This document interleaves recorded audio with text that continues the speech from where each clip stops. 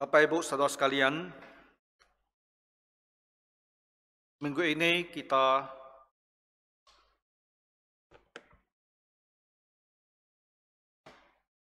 harus melakukan ibadah secara online, dan kebaktian tatap muka itu untuk sementara dihentikan.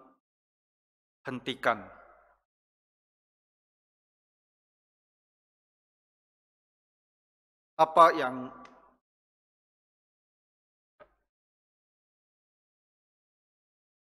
menjadi dasar keputusan kita adalah surat edaran dari wali kota yang diterima beberapa hari yang lalu.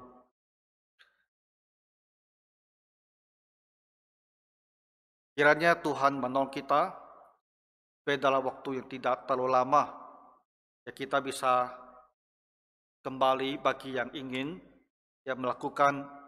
mengikuti kebaktian tatap muka di gereja. Jadi untuk sementara ini semua pelayanan kita memang hanya bisa dilakukan melalui Zoom secara online. Jadi kami meminta jemaat sekalian yang di rumah supaya kita bisa bertekun walaupun hanya melalui Zoom, biar kita tetap hadir, tetap ikut, supaya kita bisa tetap bersekutu dan belajar dan dikuatkan di dalam Tuhan Yesus. Mari kita lihat firman Tuhan di pagi hari ini. Kita meneruskan studi kita dari Injil Lukas ini. Lukas mencatat hal yang sangat menarik, khusus dia menyebut tentang perempuan-perempuan yang melayani Tuhan Yesus. Hal ini kiranya bisa menjadi sebuah dorongan yang besar, khususnya untuk ibu-ibu di gereja, supaya kita aktif, bergiat di dalam pekerjaan Tuhan.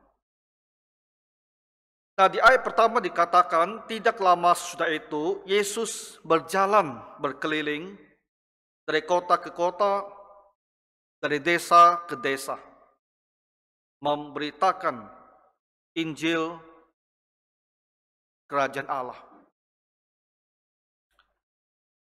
Ayat yang pertama ini berbicara kepada kita, betapa rajinnya dan tekunnya Tuhan kita di dalam melakukan pekerjaannya. Tuhan Yesus datang ke dunia untuk memberitakan Injil Kerajaan Allah, untuk membawakan berita keselamatan bagi umat manusia. Dan dia tidak pernah kehilangan fokus untuk apa dia dilahirkan ke dalam dunia ini. Dalam waktu yang pendek, 3,5 tahun masa pelayanan Tuhan Yesus, Alkitab mengatakan dia berjalan berkeliling. Dari kota ke kota, dari desa ke desa. Saya rasa ini adalah sebuah kalimat yang menjadi sebuah motivasi yang sangat besar untuk kita sekalian di dalam pekerjaan pemberitaan Injil. Tuhan Yesus berjalan berkeliling tentu bukan perkara yang mudah. Berjalan kaki dan berkeliling artinya tempat tempat-tempat yang sama dia datangi berulang-ulang. Dia datangi terus-menerus. Dari desa ke desa, dari kota ke kota. Memberikan kita satu pemahaman bahwa setiap tempat yang ada di daerah orang Israel pada masa itu, dikunjungi oleh Tuhan Yesus. Desa-desa yang terpencil dengan jumlah penduduk yang sedikit, dan dia datangi juga. Kota-kota, pusat-pusat keramaian, dia juga datangi. Bagi Tuhan Yesus, di mana ada manusia, di situ adalah tempat yang layak untuk didatangi, untuk pemberitaan Injil. Nah, ini adalah sebuah pelajaran juga untuk kita di dalam melayani Tuhan. Tak ada tempat yang terlalu kecil bagi kita untuk menjadi hamba Tuhan di sana. Itu tidak ada. Selama tempat itu ada manusia, ada orang yang perlu diselamatkan, itu adalah tempat untuk kita melayani. Suatu waktu saya ada di sebuah kota kecil di Malaysia. Dan saya berbicara dengan satu pasangan suami istri di situ. Dan dia mengatakan di sini sangat jarang ada hamba Tuhan. Di sini sangat sedikit ada orang yang mau datang untuk melayani. Karena kota kecil, penduduk sedikit, banyak hamba Tuhan merasa apa yang bisa dia kerjakan di tempat seperti ini. Kadang-kadang kita yang menjadi hamba Tuhan, ambisinya terlalu besar, jiwanya terlalu besar, ingin melakukan pekerjaan besar. Di tempat kecil kita tidak mau. Banyak hamba Tuhan seperti ini. Banyak. Tempat kecil dia diundang, dia tidak mau. Dia maunya di kota-kota besar. Sangat tidak pantas. Tuhan Yesus berkeliling dari kota ke kota dan dari desa ke desa. Jangan kita berpikir kalau kita ditempatkan di desa, kita tak ada pelayanan. Kalaulah desa itu tidak banyak penduduknya, kita bisa berkeliling di banyak desa-desa di sekitarnya, desa-desa tetangga. Jumlahnya juga jadi banyak orangnya yang bisa dilayani. Nah, ini satu hal pengamatan yang kita lihat ya di dalam ayat ini. Tuhan Yesus berkeliling dari kota ke kota dan dari desa ke desa. Membaca ayat ini menimbulkan perasaan bersalah.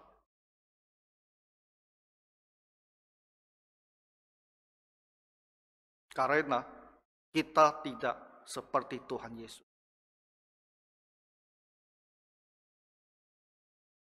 Kita tidak setukun Tuhan Yesus.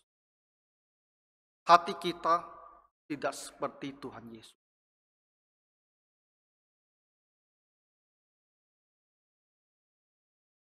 Ayat ini menjadi sebuah kecaman buat kita untuk introspeksi diri, evaluasi diri. Bagaimana kita itu begitu kurang dalam semangat untuk memberitakan Injil ini.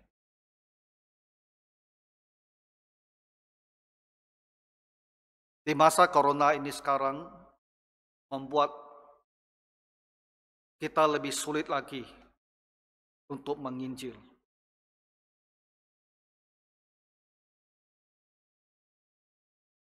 Orang takut kalau kita dekati.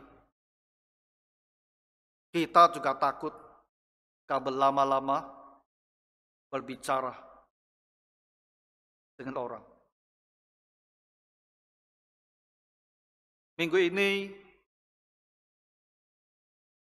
ada satu keluarga jemaat kita yang dideteksi, dites dan menderita COVID. Satu adalah jemaat kita, dan satu lagi adalah anaknya sendiri. Mereka itu tidak kemana-mana, hanya di rumah. Karena ibu ini selama ini memang tidak sehat. Satu-satunya tempat yang mereka pergi adalah rumah sakit.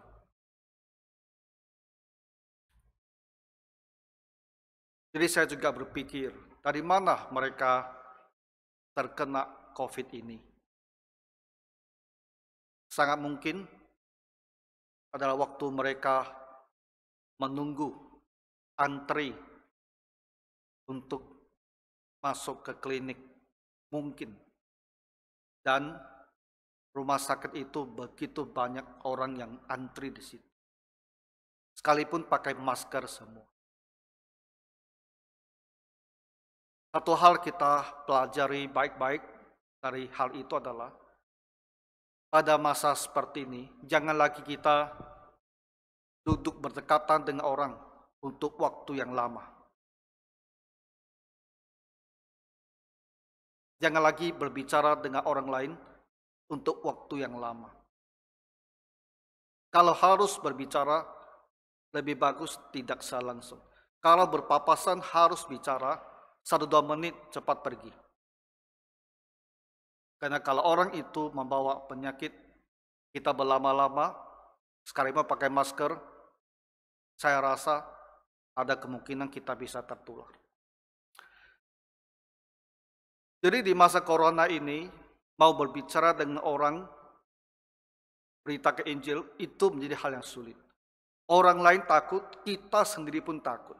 Jadi bagaimana caranya? Saya rasa Bapak Ibu, kita bisa memberitakan Injil sekarang dengan sebarkan traktat. Bagikan traktat. Bagikan tulisan Injil dan undangan untuk beribadah. Bagikan. Kita tidak perlu berbicara dengan orang waktu lama. Kita tidak perlu berlama-lama sama dia. Kita sekedar bagikan dan bagikan. Itulah minimal hal terkecil yang masih bisa kita lakukan. Dan saya rasa gereja kita harus mulai serius melakukan hal ini. Bagikan traktat Injil. Bagikan traktat yang ada Injilnya Tuhan Yesus dan juga ada undangan untuk kebaktian online. Kalau tidak, kita itu berhenti memberitakan Injil. Kita tak berbuat apa-apa lagi untuk penginjilan. Dan pandemi corona ini tak akan berlalu dalam waktu dekat ini. Tak akan berlalu. Maret tahun 2020, tahun lalu, kita menghentikan ibadah. Akhir September kita mulai kembali beribadah. Tapi hari ini kita tutup lagi ibadah kita ini. Bulan Mei. Jadi pandemi ini tak akan begitu saja berlalu. Ketika kita merasa sudah beribadah di gereja, ya sejak akhir September sampai sekarang, nah itu kan sudah hampir 8-9 bulan. Nah kita sudah merasa nyaman kembali, bisa beribadah tenang setiap minggu. Nah, tiba-tiba situasi memburuk lagi. Kenapa kita harus tutup ibadah gereja? Karena di Orchard Park ini ada 13 pasien COVID di kompleks perumahan ini. Dan menurut surat edaran wali kota, kita ini Orchard Park jadi masuk zona merah. Dan zona merah harus ditutup ibadahnya. Itu masalahnya. Makanya kita hari ini harus tutup ibadah. Tak akan berlalu dengan cepat masalah pandemi ini. Jadi kita harus kerjakan apa yang harus kita kerjakan. Dengan cara yang masih bisa kita kerjakan. Jadi kita harus cetak traktat Injil kita dan undang khotbah. Dan kita harus pergi dan bagi. Kita harus sharingkan undangan ini melalui WhatsApp. Sharingkan Injil melalui WhatsApp. Karena itulah minimal yang bisa kita kerjakan ya di masa sulit ini. Setiap kali kalau kita diingatkan oleh ayat firman Tuhan ini, bahwa Tuhan Yesus berjalan berkeliling dari kota ke kota, dari desa ke desa, memberitakan Injil Kerajaan Allah, kita harus selalu tertegur, merasa tertegur bahwa kita tidak berbuat seperti Tuhan Yesus. Dan setelah tertegur, kita harus bertobat, berubah, dan mulai kerjakan suatu hal untuk pemberitaan Injil ini. Di ayat kedua dikatakan, ke-12 muridnya bersama-sama dengan dia, dan juga beberapa orang perempuan yang telah disembuhkan dari roh-roh jahat atau berbagai penyakit, yaitu Maria yang disebut Magdalena yang dibebaskan dari 7 roh jahat, Yohana istri Kuza, bendahara Herodes, Susana, dan banyak perempuan lain. Nah, di dalam pelayanan Tuhan Yesus, karena belas kasihan, dan juga untuk menunjukkan bahwa dirinya sesungguhnya ada anak Allah yang menjelma menjadi manusia, maka dia melakukan tanda yang berupa mujizat-mujizat penyembuhan. Dari sini kita membaca sejumlah wanita, sejumlah perempuan yang disembuhkan oleh Tuhan Yesus. Ada Maria Magdalena, perempuan yang sangat tersiksa oleh 7 roh jahat. Tapi Tuhan telah melepaskan dia dari semua kerasukan roh jahat ini. Ada lagi Yohana, istri Kuza, istri dari seorang pejabat, seorang bendahara di istana Herodes. Kita tidak tahu apa sakit penyakitnya. Lalu ada lagi yang namanya Susana, dan juga banyak perempuan lain yang tidak diceritakan kepada kita apa sakit penyakit yang mereka derita.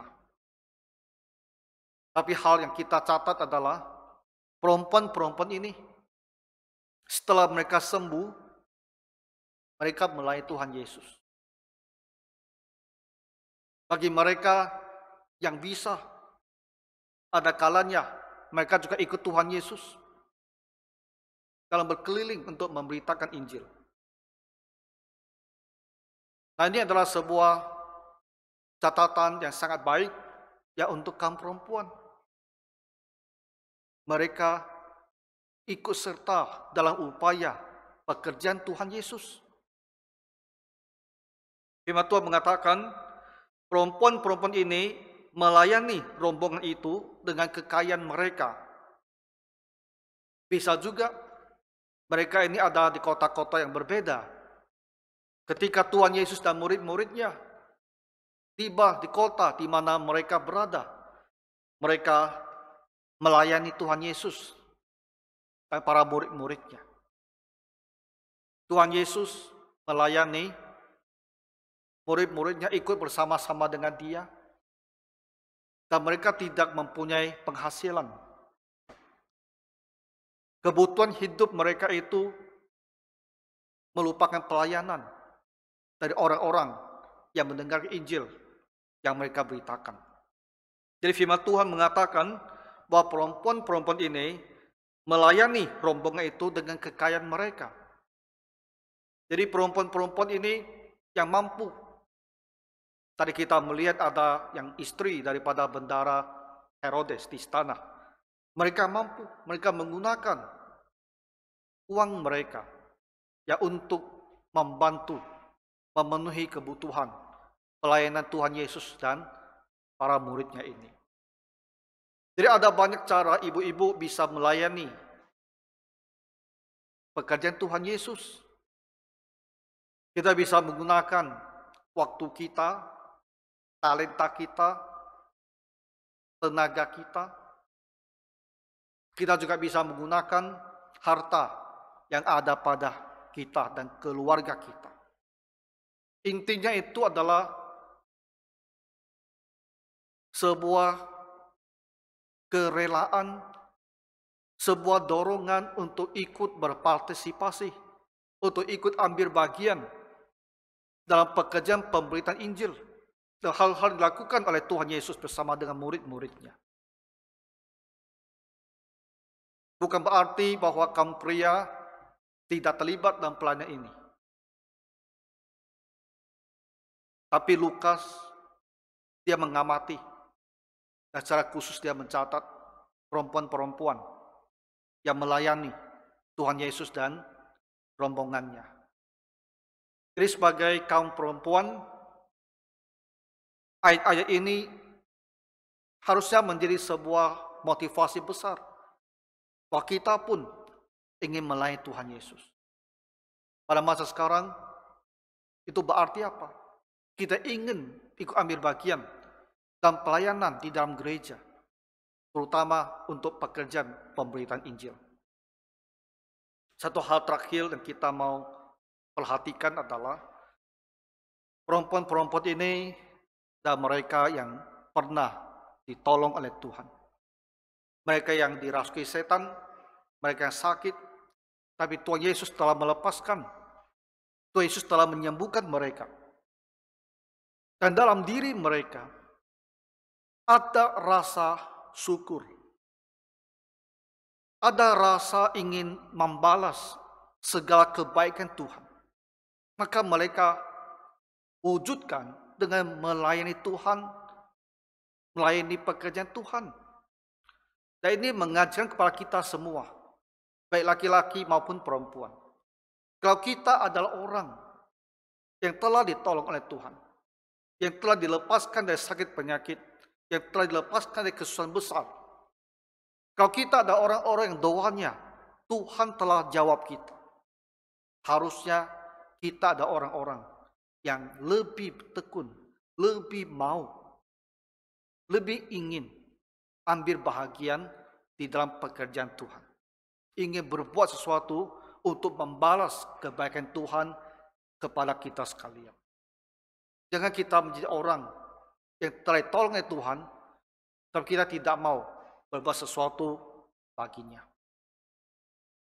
Harus mempunyai hati yang bersyukur, yang berterima kasih, dan menunjukkan rasa syukur terima kasih kita dengan selalu bekerja, berbuat sesuatu bagi Tuhan Yesus, bagi gereja Tuhan Yesus. Jadi kiranya Tuhan menolong kita semua. Mari kita sama-sama berdoa. Bapa Surgawi, kami berterima kasih untuk pertolongan Tuhan di dalam hidup kami. Maka gerakkanlah kami untuk giat bekerja, berbuat bagi Tuhan Yesus. Kami berdoa untuk ibu-ibu di dalam gereja, biar Tuhan juga menggerakkan ibu-ibu untuk giat mengambil bahagian, berpartisipasi dalam semua pekerjaan Tuhan Yesus di dalam gerejanya. Tuhan, bantulah kami. Sekalipun di masa corona, agar kami mencari kesempatan juga untuk bisa tetap menyebarluaskan Injil Tuhan Yesus. Ampunilah segala dosa dan kesalahan kami. Dalam nama Tuhan Yesus Kristus, kami berdoa. Amin.